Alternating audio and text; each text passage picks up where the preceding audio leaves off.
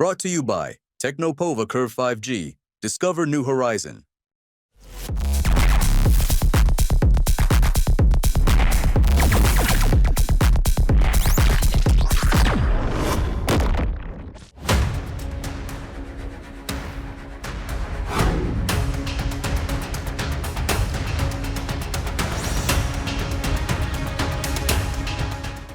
बिल्कुल, आप महागठबंधन के जनाधार बढ़ाने की बात कर रहे थे, विस्तार की बात कर रहे थे, तो इस कोशिश में एक और सदस्य हैं असदुद्दीन ओवैसी, वो भी लगे हुए, उनकी पार्टी भी लगी हुई है कि महागठबंधन में हम शामिल हो जाएं। महागठबंधन क्या सोच रहा है उनको लेकर, क्योंकि पिछली बार तो देखिए, असदुद्दीन ओवैसी ने एक, वो कहते हैं ना, सियासत में आप अपने कार्ड्स फेंकते हैं, आप अपने पत्ते फेंकते हैं, और आपको लगता है ऐसा अवसर है, इस अवसर पर इस पत्ते को फेंकने से हमारी जीत सुनिश्चित है। और सियासत एक तरह से शतरंज की चाल है, आप चलते हैं, काउंटर मूव होता है, आपकी चाल होती है, उसका जवाब आपके काउंटर पार्ट देते हैं। सवाल ये उठता है कि पार्टी के भीतर, घटक दल के भीतर भी बहुत तरह की राजनीति होती है। अब असदुद्दीन ओवैसी को लगा कि ऑपरेशन सिंदूर के बाद हमारा इमेज थोड़ा बदला है, क्यों ना इसको भुनाया जाए।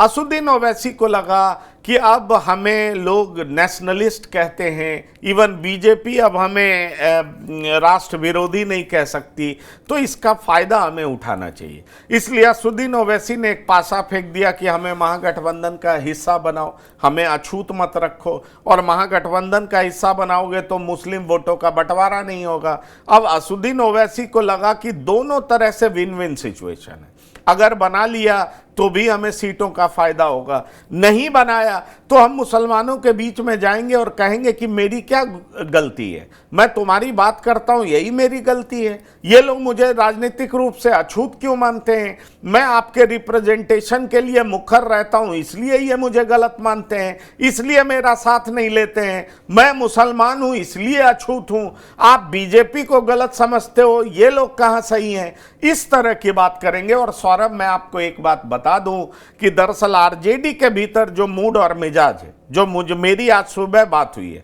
आरजेडी ये मानती है कि असदुद्दीन ओवैसी को महागठबंधन में लेने का कोई फायदा नहीं है, इसका लॉन्ग टर्म में और ज्यादा नुकसान होगा।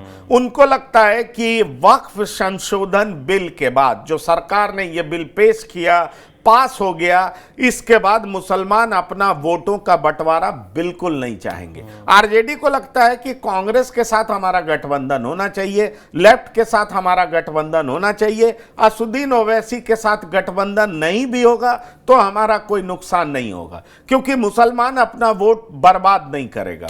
वक्फ संशोधन बिल के बाद मुसलमानों में कंसोलिडेशन हुआ है, वो एकजुट हुए हैं और वो ऐसी ताकत को वोट देंगे जो बीजेपी के विरोध में खड़ा होगा, और बीजेपी के विरोध में आरजेडी, कांग्रेस और लेफ्ट का गठबंधन ही खड़ा है। इसलिए असदुद्दीन ओवैसी के साथ गठबंधन करना मतलब बिहार में उनको सजा करके प्लेटर में सब कुछ सौंप देना है, और यह अपने लिए घातक होगा।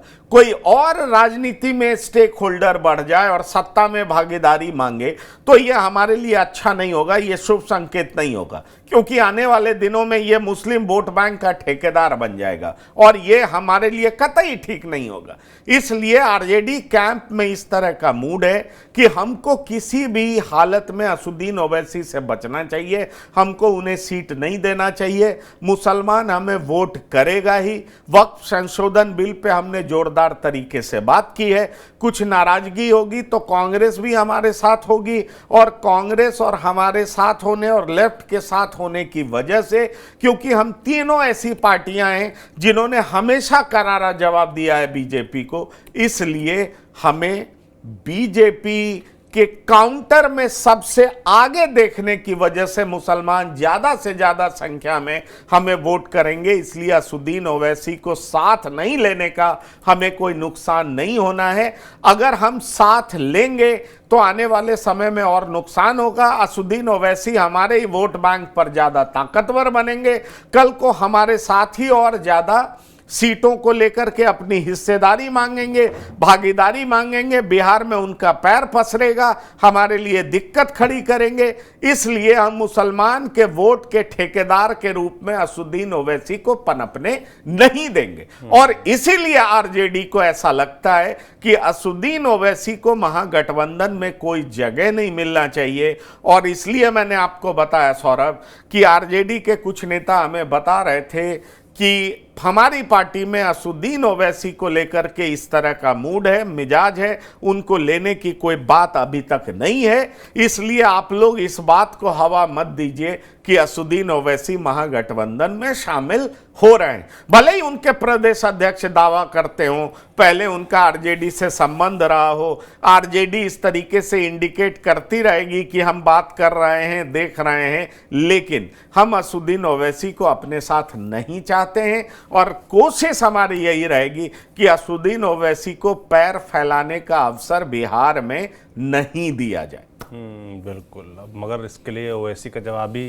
जो बयान है वो अभी इंतजार करिए, अगर ऐसा नहीं होता है तो मैं वही तो कह रहा हूं, असदुद्दीन ओवैसी हर भाषा बोलने में काफी निपुण है। विदेश गए तो उन्होंने भारत के लिए जो कुछ बोला उन्हें बहुत ज्यादा पॉपुलैरिटी मिली। जब देश में बोलते हैं तो मीडिया कवरेज बहुत ज्यादा मिलता है। अब जब वो महागठबंधन में शामिल नहीं होंगे और जब वो आरजेडी पर अटैक करेंगे, कांग्रेस पर अटैक करेंगे, लेफ्ट पर अटैक करेंगे, तो क्या कुछ कहेंगे वो सुनने में बहुत मजेदार होगा।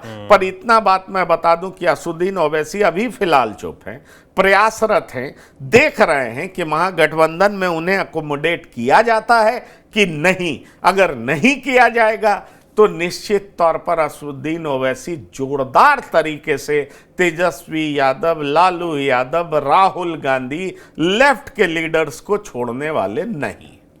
बिल्कुल, उनका बयान तैयार होगा एडवांस में।